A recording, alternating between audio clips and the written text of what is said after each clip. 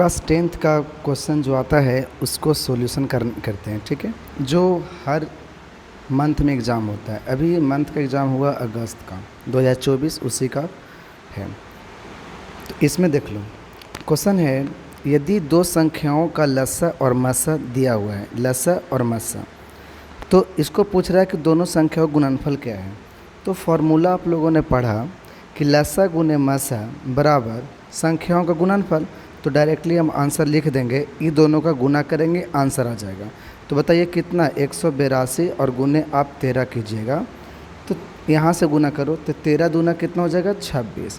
13 8 चलोतल से 104, 104 और 2 अगर जोड़ते हैं तो 106, बचा कितना 10। 13 और 10 होता है 23।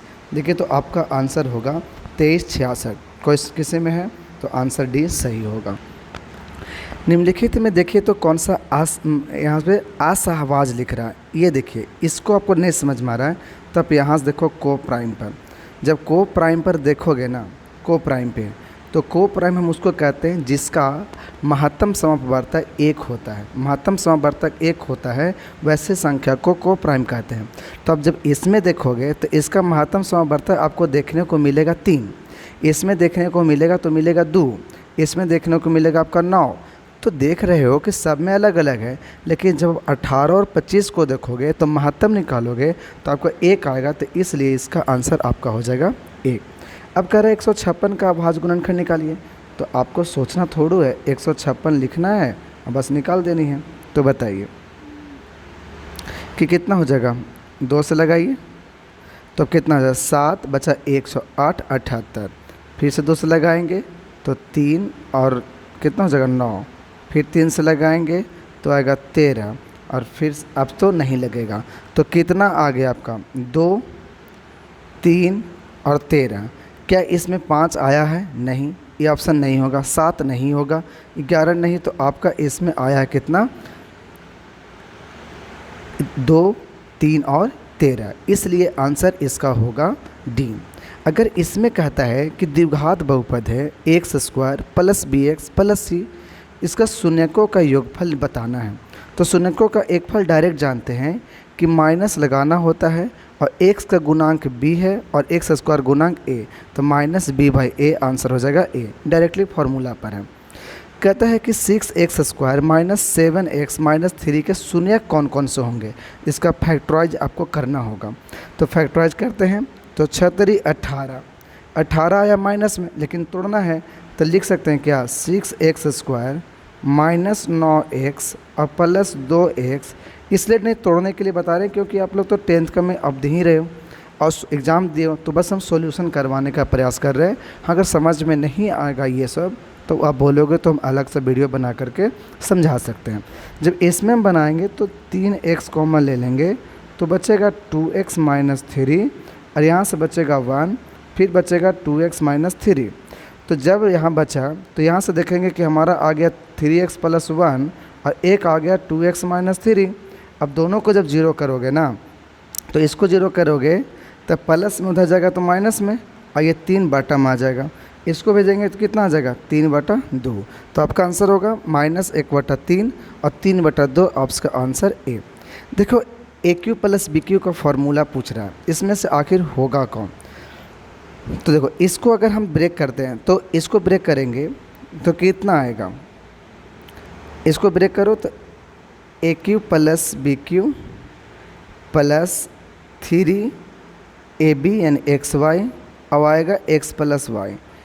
ठीक है, इसके जगह पर रखने के बाद अगर माइनस करें तो ये वाला और ये कट जाएगा, तो आपका आंसर कौन मिल जाएगा, ए। क्योंकि देखो ये माइनस में तो होने का चांस ही नहीं है, ये भी चांसेस नहीं है, और इसमें चांस होने का है लेकिन यहाँ पर प्लस होगा और फिर यहाँ भी प्लस होगा, दोनों कैसे होगा, तो आपका आंसर हो जाएगा ए। साइन थीटा का फॉर्मूला जानते हैं P/H, कैसे होगा समझिए। आपको पढ़े होंगे कि पंडित बद्री प्रसाद हरी हरी बोल, सोना चांदी तोल। तो एस से हो गया साइन का फॉर्मूला P/H, कॉस का B/H और टेन का P/, तो आंसर हो जाएगा इसका P/H। इतना समझ में आया होगा। अब क्वेश्चन नंबर आते हैं 8 पर। कहता है कॉस थीटा आपका है 12 बटा अब कॉस थीटा है, 1 मिनट, थोड़ा सा ज़्यादा ही डार्क हो गया था, ठीक है। कॉस थीटा 12/13, तो पूछ रहा है साइन थीटा का वैल्यू बताइए।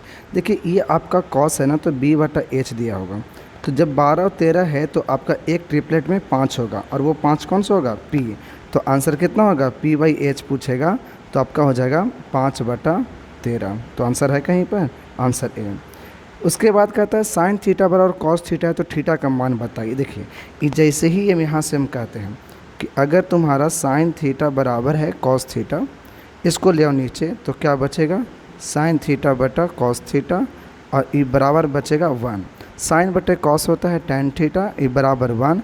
तो बताइए कि tan थीटा में कितना डिग्री का मान 1 होता है, तो 45 डिग्री का, इसीलिए यहाँ से हम कह सकते हैं कि थीटा कितना डिग्री, 45 डिग्री, तो आंसर हो जाएगा बी। अब कहते हैं साइन 67 और कॉस 23। देखो साइन 67 को हम लिख सकते हैं, 67 को 90 - 23, इसमें कोई दिक्कत नहीं, नीचे वाले को छोड़ देते हैं, कॉस 23। साइन 90 - थीटा का फॉर्मूला होता है कॉस थीटा, तो कॉस थीटा की जगह पर 23, और नीचे भी आपका कितना है, कॉस 23, तो ये कटने के बाद वैल्यू आ जाएगा कितना, 1, तो इसका भी आंसर हो जाएगा 1। साइन 60 का मान जो होता है ना, वो कॉस 30 के बराबर होता है, और कितने होता है, तो याद रखेंगे √3/2 के बराबर होता है। तो इस प्रकार से क्वेश्चन नंबर अभी हमने 11 तक क्वेश्चन नंबर 12 देखते हैं। क्वेश्चन 12 में क्या है समझो, मूल बिंदु से -3, की दूरी क्या होगी। तो देखो सिंपल सी बात है, अगर मूल बिंदु कहेगा ना, तो सीधा इसका स्क्वायर और इसका स्क्वायर कर दो, तो 3 का स्क्वायर कितना 9, और 4 का स्क्वायर कितना हो जाएगा 16, 9 16 25, 25 का रूट निकालेंगे तो बाबू आ जाएगा 5 यूनिट। सीधा अगर मूल बिंदु कहेगा तो यही काम करना है, इसके सिवा और कुछ भी नहीं करनी है। कहता है बिंदु ए बी तथा -AB के बीच की दूरी कितनी होगी। तो सिंपल से देखो, अगर अपोजिट साइन हो तो जोड़ देना, ए और ए कितना हो जाएगा 2a, स्क्वायर कर दो, प्लस बी और बी कितना हो जाएगा 2b, अगर अपोजिट साइन है जोड़ देना, सेम साइन है घटा देना। देखो यहाँ से आएगा 4a² प्लस 4b² का रूट। अब दोनों में देखो 4 कॉमन होगा, तो अगर हम 4 निकाल दें तो बचेगा a² प्लस b², तो 4 का रूट निकलेगा 2, और बचेगा रूट में a² प्लस b², तो आंसर आपका हो जाएगा कितना, बी नंबर, ठीक है। अब देखो कहता है यदि समबाहु त्रिभुज की प्रत्येक भुजा की लंबाई 12 है तो उसकी ऊंचाई क्या होगी। समबाहु त्रिभुज अगर रहता है तो इसका जो ऊंचाई होता है h, फार्मूला होता है √3/2 इंटू भुजा। तो देखो √3/2 रखो, भुजा की लंबाई 12, काट देंगे 6 बार में, तो आंसर कितना होगा 6√3, तो आंसर हो जाएगा तुम्हारा ए।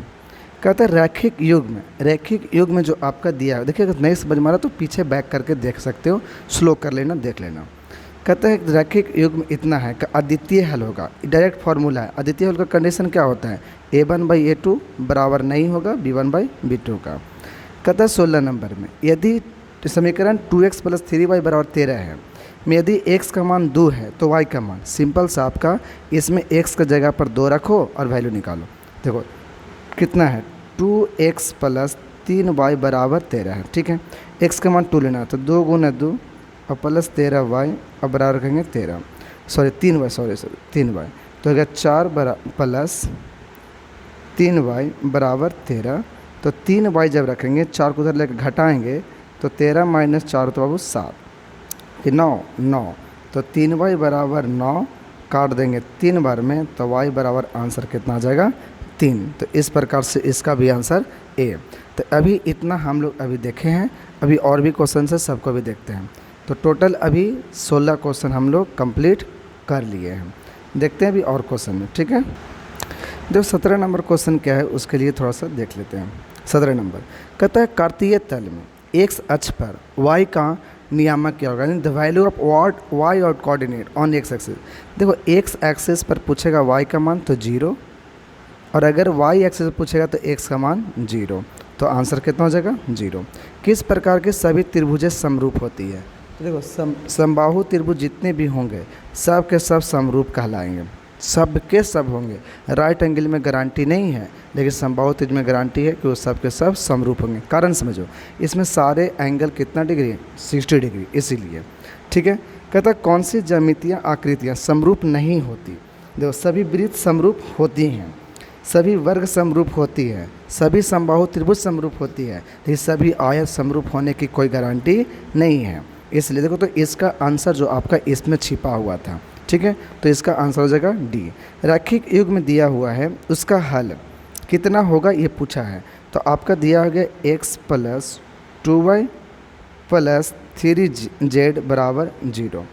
देखो यहाँ पर समझ लेना कि यहाँ पर z आपको जो दे दिया है ये तो 10th में है ही नहीं कि आपका रैखिक समीकरण 3 वेरिएबल वाला, ठीक है, तो यहाँ पर आपका z नहीं होना चाहिए, ये z नहीं करेंगे, ठीक है, नहीं होगा, क्योंकि अकॉर्डिंग टू क्लास 10 में हम 3 वेरिएबल का पढ़ना ही नहीं है, तो हम उसके बारे में सोचेंगे नहीं, ठीक है। तो यहाँ पर अब जब निकालेंगे तो देखो यहाँ से आगे वाला 1 है और इसके आगे में 2 है, इसके आगे में 2 है, इसके आगे में 4 है। बाबू काटेंगे तो 1/2 दोनों आ गया, मतलब बराबर हो गया। आगे भी निकालना पड़ेगा 3/6, ये भी देखेंगे कि सब बराबर हो गया। जब बराबर होता है ना तीनों, तो सब कहलाता है अनंत वैल्यू। तो इस प्रकार से हम आगे भी देखेंगे, लेकिन आज नहीं, बाद वाले वीडियो में, ठीक है। आज अभी